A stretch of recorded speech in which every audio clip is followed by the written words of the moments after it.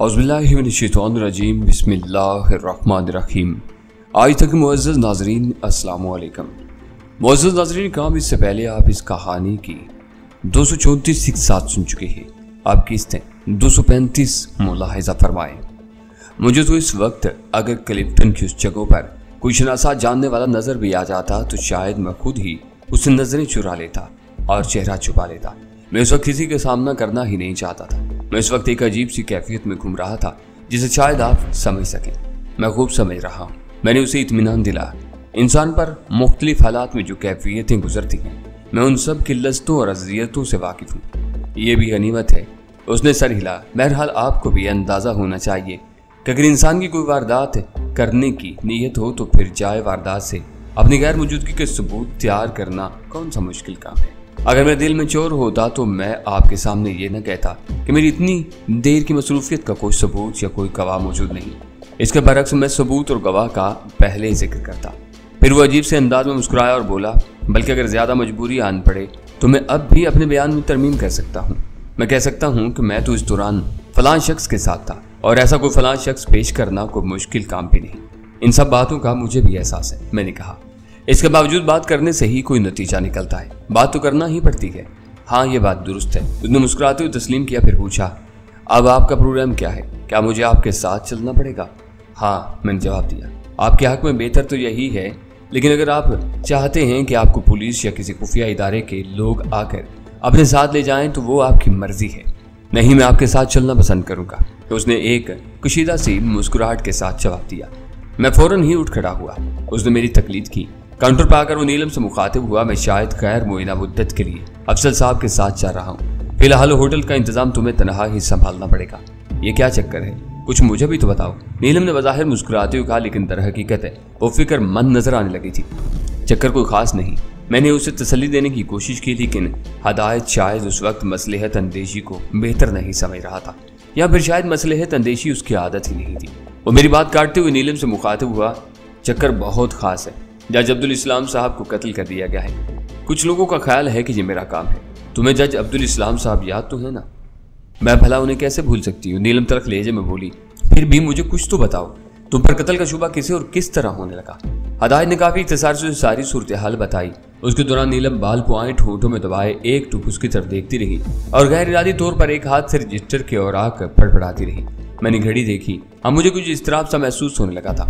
मैंने मुकर्रम बेग के दफ्तर में भी काफी वक्त सर्फ कर दिया था। उससे पहले जब शराफत अली मुझे मेरे होटल से ले जाने के लिए आया था तब भी काफी वक्त ज़ाया हो चुका था, और अब यहाँ भी मुझे काफी देर लग गई थी, जबकि ये एक हंगामी सूरत हाल थी। गोया मेरी कारकर्दगी कुछ ज्यादा तसल्ली बख्श नहीं थी। हम जब मुकर्रम बेग के दफ्तरी अपार्टमेंट पर पहुंचे तो इंस्पेक्टर रहीम गुल ने हमारा इस्तकबाल किया। मैंने उसे देखते ही माथे पर हाथ मार कर कहा, ओह, तो तुम यहाँ पहुंच गए। अब तो तफ्तीश का अल्लाह ही हाफिज है। शायद वो उस वक्त मजाक करने या मजाक सहने के मूड में नहीं हो सकता था। चुनाचे मेरी बात के जवाब में जब उसने महज गहरी नजरों से मेरी तरफ देखने पर इत्तेफा किया तो मैंने उसकी मजीद खबर नहीं ली और उसका मजीद मजाक नहीं उड़ाया। खुफिया एजेंसियों के आदमी वहां से गायब हो चुके थे। सिर्फ एक पुरस्कार चेहरा इधर उधर मुटलाता दिखाई दे रहा था। वो शायद पुलिस की कार्रवाई की निगरानी कर रहा था। अब वहां बहुत से पुलिस वाले दिखाई दे रहे थे। उससे पहले कि मैं हदायत वारसी का तारुफ करवाता, रहीम गुल बगौर उसकी तरफ देखते हुए खुद ही अंदाजा लगाते हुए बोला, आप यकीनन हदायत वारसी हैं? जी हाँ। हदायत वारसी ने शायद गैर इरादी तौर पर होंठों पर जुबान फेरने के बाद जवाब दिया। रहीम गुल मुझसे मुखातिब हुआ, मुकर्रम बेग ने मुझे बता दिया था कि तुम इनकी तरफ गए हो। मुझे उम्मीद थी कि तुम इन्हें ले आओगे, इसलिए मैंने पुलिस को वहां नहीं भेजा था। बहुत शुक्रिया, मेरी बजाय हदायत वारसी ने जवाब दिया। अगर पुलिस ऐन उस वक्त वहां पहुंचती जब अजरा का जंगलूस शोहर टूटी हुई बोतल से उसका कीमा बनाने की फिक्र में था तो एक नया ही चक्कर शुरू हो जाता। रहीम गुल ने अपनी छड़ी धीरे धीरे दूसरे हाथ पर मारते हुए नहायत पुरख्याल से नजरों से हदायत वारसी की तरफ देखते हुए कहा, मैं बहुत बेचैनी से आपके बयान का मुंतज़िर था हदायत वारसी साहब। मैंने महसूस किया कि हदायत की रंगत जरा फीकी पड़ गई। रहीम गुल का यह अंदाज न जाने क्यों बड़े बड़ों का पित्ता पानी कर देता था। हालांकि उसके चेहरे पर खशूनत, सफाकी या करख्तगी वगैरह नहीं थी। वो एक वजीहा नौजवान था। मज़ाहिर उसकी शख्सियत में किसी को मरऊब या खौफजदा करने वाली कोई बात नहीं थी, मगर शायद ये उसकी दयानतदारी और बेखौफी का रौब था जिससे सामने वाले की सिट्टी गुम हो जाती थी। हदायत ने अपनी वही राम कहानी शुरू कर दी जो वो मुझे सुना चुका था। मैं उस दौरान मुकर्रम बेग की तरफ चला गया। वो कुछ दूर एक सोफे पर बैठा उस तरह सिगार की कश ले रहा था जैसे सूरत हाल से उसका कोई ताल्लुक नहीं था। वो गोया किसी बोर सी तकरीब में आया हुआ कोई मेहमान था जो एक तरफ बैठा दिल ही दिल में दुआ कर रहा था कि जल्द अज जल्द तकरीब खत्म हो तो अपने घर जाए। शराफत अली नजर नहीं आ रहा। मैंने इधर उधर देखते हुए कहा, पुलिस के आने से पहले मैंने खुद ही उसे गायब होने की हिदायत कर दी थी। मुकर्रम बेग ने इत्मीनान से जवाब दिया। इस बेचारे की शख्सियत ही कुछ ऐसी है कि हर जुर्म का शुबा फौरन उस पर जाता है। ऊपर से उसका माजी भी कुछ ऐसा बेदाग नहीं है। मैंने सोचा महज उसकी मौजूदगी की वजह से पुलिस उस केस को कुछ का कुछ न बना दे, इसलिए मैंने उसे गायब कर देना ही बेहतर समझा।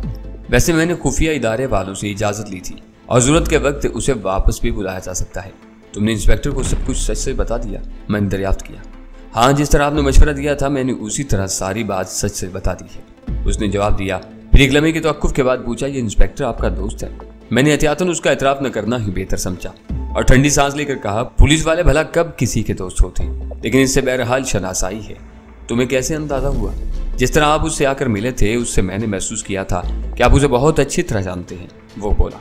लेकिन आपने देखा उसने जवाबन कैसी सर्दमहरी का मुजाहिरा किया। मैंने गोया शिकवा किया। पुतुरहमेज से अंदाज में धीरे से हंसा और बोला, ये बेचारे भी क्या करें, मजबूर होते हैं। जो भी इनकी तरफ दोस्ती का हाथ बढ़ाता है ये यही समझते हैं वो कभी न कभी इनसे कोई नाजायज काम कराने की कोशिश करेगा, इनकी दोस्ती से फायदा उठाने की कोशिश करेगा। रहीम गुल ने इस दौरान हदायत वारसी से बातचीत शुरू कर ली थी। वो टहलने के से अंदाज में हमारी तरफ आ गया। हदायत की शायद समझ में नहीं आ रहा था कि वो क्या करे। वो गुमशुदा गाय की तरह इधर उधर देखता उसके पीछे आ रहा था। तुम्हारे आने से पहले हमने कुछ तफ्तीश भी कर ली है, रहीम गुल ने मुझे मुतल्ला किया। बहुत मुस्तद हो गई है हमारी पुलिस, मैंने सांस लेकर कहा। जज साहब के एक कत्ल का मामला था ना, काश आम आदमी के कत्ल के सिलसिले में भी तुम लोग इतने ही मुस्तद हो जाओ। तुम कत्ल तो होकर देखो, हम तुम्हारे कत्ल की तफ्तीश भी मुस्तद्दी से करेंगे। वो जवाब दिए बगैर न रह सका। मेरा मसला और है मोहतरम इंस्पेक्टर साहब, तुम्हें मालूम है कि मैं आम आदमी नहीं हूँ। दूसरा ये कि अगर तुमने मेरे कातिल को कैफर किरदार तक न पहुंचाया तो मेरी रूह बल्कि बदरू तुम्हें चैन से नहीं रहने देगी। वैसे बाय द वे तुमने पता चलाया, मेरा मतलब है तुमने क्या कुछ मालूम किया है? रहीम गुल एक लम्हे खामोशी से मुझे घूरने के बाद बोला, तो शायद तुम्हें मालूम ही हो कि जज साहब ने शादी नहीं की थी। ओह नहीं, मुझे नहीं मालूम था। कोई इतने अक्लमंद थे। अगर तुम्हारी ये बेमौका चलने वाली जुबान जरा देर के लिए रुक जाए तो मैं मजीद कुछ बात करूं। अब रहीम गुल जरा दांत पीस कर बोल रहा है। एक तो तुम जहां जाते हो इंसान की इजहार ख्याल की सोच को छीनने की कोशिश करते हो। मैंने अफसोस से कहा, बहरहाल कहो क्या कहना चाहते हो? रहीम गुल गोया खुद पर जब्त करते हुए बोला, जज साहब एक ओस दर्जे के होटल में रहते आ रहे थे। उन्होंने जिंदगी में कभी घर वगैरह का चक्कर पाला ही नहीं था। बहुत महदूद आमदनी और जिंदगी थी और बस होटल ही उनका घर था। बहुत सादगी से रहते थे वहाँ। उनकी तनख्वाह और दीगर मराहत वगैरह में से अगर कुछ बच जाता था तो रफाही कामों में खर्च कर देते थे या बेगुनाह पकड़े जाने वाले लोगों पर। बहुत ही अजीब लाइफ स्टाइल था उनका। उनका रहन सहन और मामूलात देख कर किसी के लिए यकीन करना मुश्किल होता था कि वो आला अदालत के एक नहायत सीनियर जज थे। हाँ, इस किस्म के किरदार तो अब किस्से कहानियों की जीनत होते जा रहे हैं। मैंने अब संजीदगी से कहा, इस किस्म के किरदारों के लिए इस अंजाम पर वाकई दिल में तासुफ की लहर उभरती थी। रहीम गुल सिलसिला कलाम जोड़ते हुए बोला, उस दर्जे के उस होटल में 2 कमरों पर मुश्तमिल एक सूट उनके लिए मखसूस था, जिसका वो पुरानी और रियायती शरह से माहाना किराया अदा करते थे और सिर्फ फोन करने पर उन्हें जरूरत की हर चीज वहीं मिल जाती थी। उनके एक आध जानने वाले ने बताया है कि उन्हें उसी तरह रहना पसंद था और उन्होंने कभी घर का बकेड़ा पालने के बारे में सोचा भी नहीं था। रहीम गुल सोफे पर बैठ गया और उसने हदायत को भी बैठने का इशारा किया। एक लम्हे की खामोशी के बाद वो हदायत की तरफ बगौर देखते हुए बोला, आज शाम जज साहब को एक टेलीफोन कॉल मौसूल हुई थी। ये कॉल रिसीव करने के बाद उन्होंने दोबारा होटल ऑपरेटर लड़की से रब्ता किया और उसे बताया कि वो बाहर जा रहे थे। अगर उनके लिए कोई फोन आए तो इस नंबर पर मिला दिया जाए। उसने नंबर बताया और कुछ इस तरह खामोश हो गया जैसे सस्पेंस पैदा करने की कोशिश कर रहा हो। मिर्जा मुकर्रम बेग और हदायत भी खामोशी से उसकी तरफ देखते रहे। आखिर उसे खुद ही कहना पड़ा, और ये नंबर यहाँ का है, यानी जज साहब किसी का फोन आने पर यहाँ के लिए रवाना हुए थे। ऑपरेटर लड़की ने यह जानने की कोशिश नहीं की थी कि फोन किसका था और क्या बात हुई थी। फोन किस वक्त आया था, मैंने पूछा। ऑपरेटर को सही तौर पर याद नहीं, जाहिर है वो टेलीफोन बोर्ड पर काफी मसरूफ रहती थी। रहीम गुल ने जवाब दिया, बहरहाल उसे इतना अंदाजा है कि वो कॉल 4 से 6 बजे के दरमियान आई थी। वो मुकर्रम बेग की तरफ देखते हुए बोला, फोन आपने किया था बेग साहब? नहीं, मैंने नहीं किया था इंस्पेक्टर साहब, मुकर्रम बेग ने अंग्रेजी में जवाब दिया। मिस्टर वारसी आपने? रहीम गुल ने हदायत वारसी की तरफ देखा। नहीं जनाब, मैंने भी नहीं किया था, हदायत ने मुदबाना लहजे में जवाब दिया। रहीम गुल ने उंगली के इशारे से एक कांस्टेबल को करीब बुलाया और उसे हुक्म दिया, चौकीदार को बुलाओ। कांस्टेबल दूसरे कमरे से एक बारेश पठान को लेकर आया। उसके कंधे पर उस वक्त भी एक पुरानी 303 राइफल लटकी हुई थी। वो अपने इर्द गिर्द इतने पुलिस वालों और दीगर लोगों को देखकर परेशान था। उसकी आंखें कुछ फैली फैली सी दिखाई दे रही थी। मैं जब शराफत अली के साथ आया था तो मैंने उसे बिल्डिंग के गेट पर नहीं देखा था। ताहम ये कोई हैरत की बात नहीं थी। रवायती किस्म के चौकीदार अपनी ड्यूटी के दौरान इधर उधर होते रहते हैं और आज के दौर में मुजरिम जितने ताकतवर और मुनज़्ज़म हो गए हैं उसको देखते हुए तो चौकीदार के होने या न होने से भी कोई खास फर्क नहीं पड़ता था। चौकीदार के होते हुए भी वारदातें हो जाती थी और मुनज़्ज़म ग्रोहों से ताल्लुक रखने वाले मुजरिम तो बाज़ औक़ात चौकीदार को भी ठिकाने लगा जाते थे। सबसे ज्यादा तेज रफ्तार तरक्की जराइम के मैदान में हो रही थी। रहीम गुल ने हदायत वारसी की तरफ इशारा करते हुए चौकीदार से पूछा, तुमने इससे पहले कभी इस आदमी को देखा है? जी साहिब, हमने इसको आज ही देखा था। चौकीदार ने होठों पर जुबान फेरते हुए जवाब दिया, ये बिल्डिंग में आई थी। आज किस वक्त? सही टाइम बताओ। रहीम गुल बोला, टाइम तो हमको ठीक से याद नहीं है साहिब, लेकिन ये बिल्डिंग में आई थी। हमारा ख्याल है उस वक्त 5 बजा था, क्योंकि उस वक्त हम असर का नमाज पढ़ने के लिए वुजू करती थी। चौकीदार ने बताया और परेशानी के आलम में सर खुजाने के लिए हाथ बुलंद किया। फिर शायद उसे याद आया कि उसके सर पर पगड़ी थी। एक लम्हे के लिए उसका हाथ रुका, लेकिन फिर उसने पगड़ी पर ही खुजा लिया। ठीक है, जज साहब की लाश तो तुम देख ही चुके हो और बता चुके हो कि तुमने उन्हें भी अंदर आते देखा था। क्या तुम बता सकते हो कि दोनों में से कौन पहले आया था? रहीम गुल ने मुलायमत से पूछा, जरा दिमाग पर जोर दो। चौकीदार ने आंखें बंद कर ली। एक बार फिर सर को यह यूं कहिए कि पगड़ी को खुजाया। फिर उसने आंखें खोली, हाथ मले, लोगों के चेहरों की तरफ देखा, फिर यूं इधर उधर देखा जैसे भागने के लिए राह फरार तलाश कर रहा हो। शायद वो सोच रहा था कि बैठे बिठाए किस मुसीबत में फंस गया हूं। चंद लम्हे के लिए उसने फिर आंखें बंद की। शायद ज़हन पर जोर दे रहा था, जो यकीनन उसके लिए एक मुश्किल काम था। आखिरकार उसने आंखें खोली और नहायत सादगी और त्यानतदारी से बोला, हमको ठीक से याद नहीं है। हमको क्या मालूम था कि यह बातें याद रखने का जरूरत पड़ेगा। इधर बड़ा बड़ा साहिब लोग आता है, हम तो बस गेट का ख्याल रखती है। हमको आर्डर है कि बस ये देखिए कि कोई शरारती और बदमाश किस्म का लड़का मटका लोग अंदर नहीं आएगा। कोई असला बंदूक लेकर अंदर नहीं आए। जो आदमी शक्ल मकल से शरीफ और बड़ा साहिब लोग नजर आती है, हम उनको नहीं रोकती, कुछ नहीं पूछती। ये साहिब भी अंदर आई और वो जो साहिब गोली खाकर मर गया है वो भी अंदर आई, लेकिन हमको याद नहीं कि कौन पहले आई। हम ऐसी चीजों को याद नहीं रखती। अभी आप बोलेगी तो आइंदा याद रखेगी।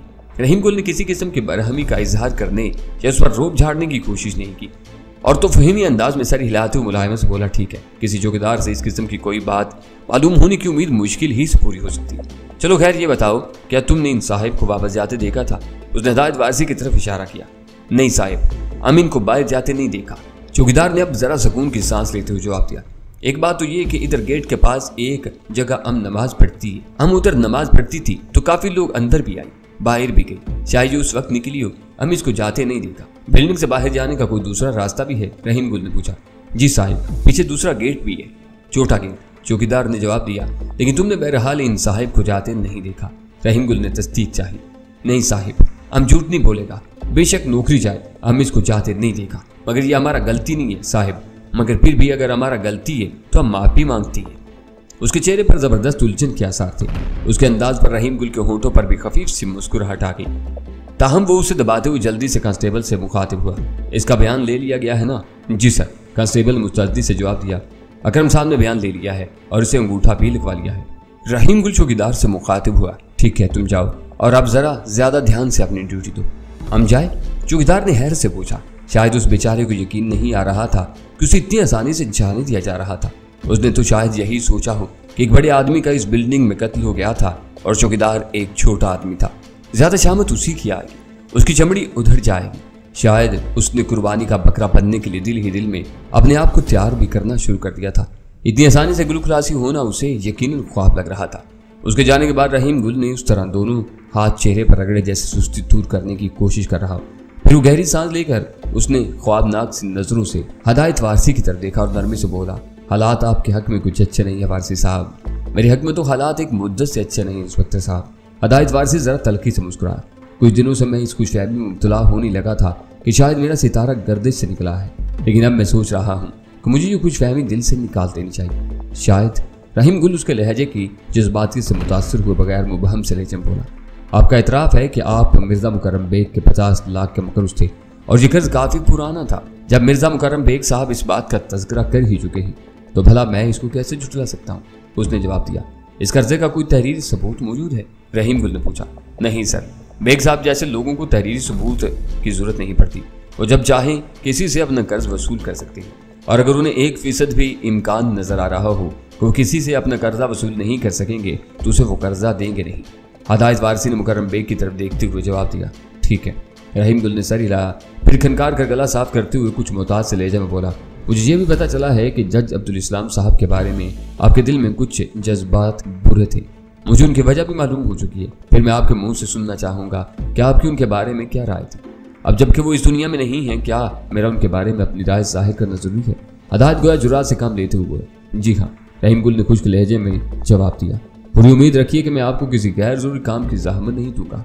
मैंने यही कहा था कि मैं बड़ा शरीफ और मुहज़्ज़ब आदमी हूँ, लेकिन जिंदगी में अगर कभी मौका मिला तो मैं जैसा आपका पत्ता जरूर साफ कर दूंगा। हदायत हिचकिचाहट अमेज लहजे में बोला। फिर गोया उसने सफाई पेश करने की कोशिश की।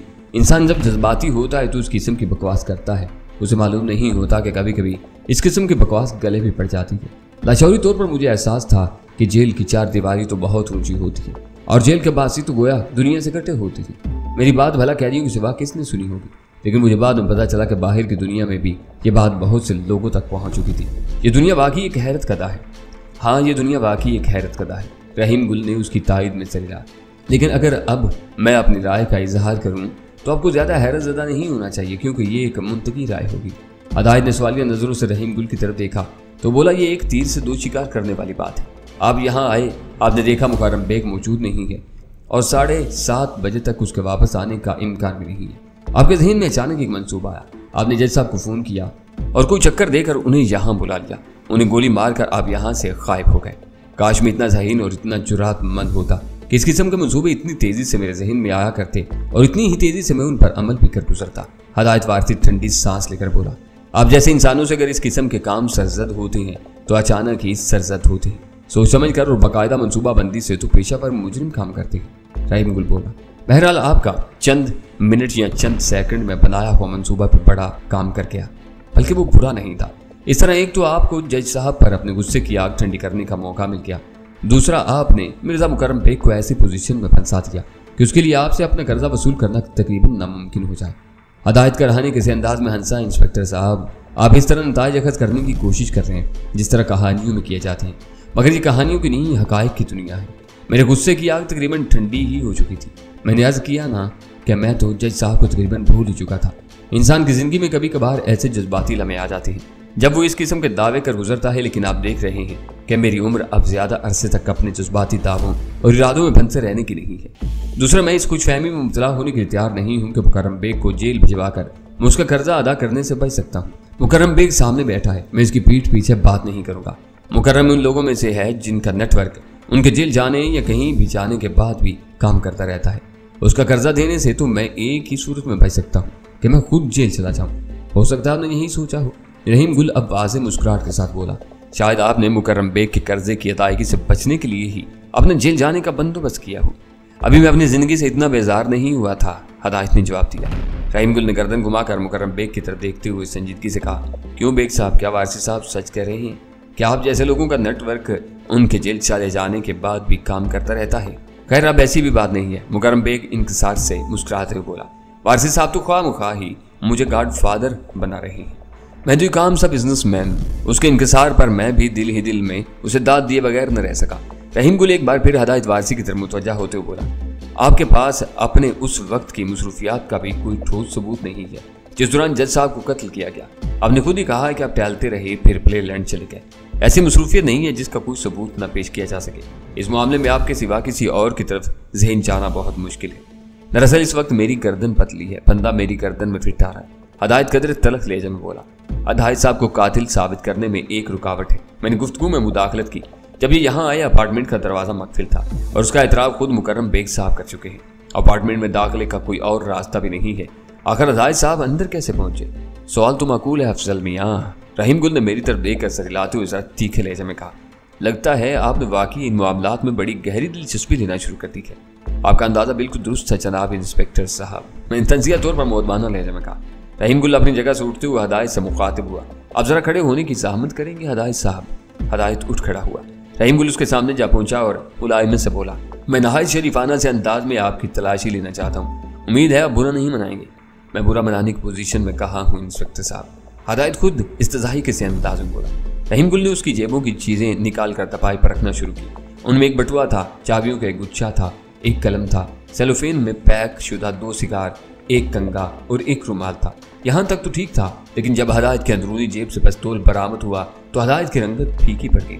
रहीम गुल बगौर उसका मुआयना करने लगा। हदायत गोया अपनी जुरात मुजतमा करते हुए बोला, मैं इस पिस्तौल को अपने होटल ही में छुपा कर भी आ सकता था, लेकिन इसका कोई फायदा नहीं था। इत्तेफाक से अफजल साहब इसे देख चुके थे। मैं इसे छुपा कर आता तो ज्यादा मशकूक मालूम होता। वैसे बरसबील तज़किरा बताता चलूं कि इसका लाइसेंस मौजूद है। मुझे यकीन है कि लाइसेंस मौजूद होगा। मैं लाइसेंस देखने की फरमाइश भी नहीं करूंगा।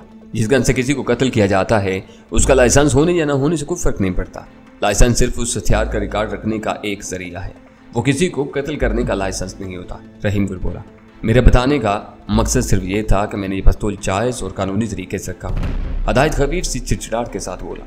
इस दौरान रहीम गुल पिस्तौल का मैगजीन खोल कर देख चुका था और उसे सूंघ भी चुका था। वो सर हिलाते हुए बोला, आप ख्वाह इस पिस्तौल के बारे में वजाहतें पेश कर रहे हैं। मुझे यकीन है कि इसे हाल ही में इस्तेमाल नहीं किएगा। इसका मैगजीन पूरा भरा हुआ है। इसके अलावा यह बड़े कैलिबर का पिस्तौल है।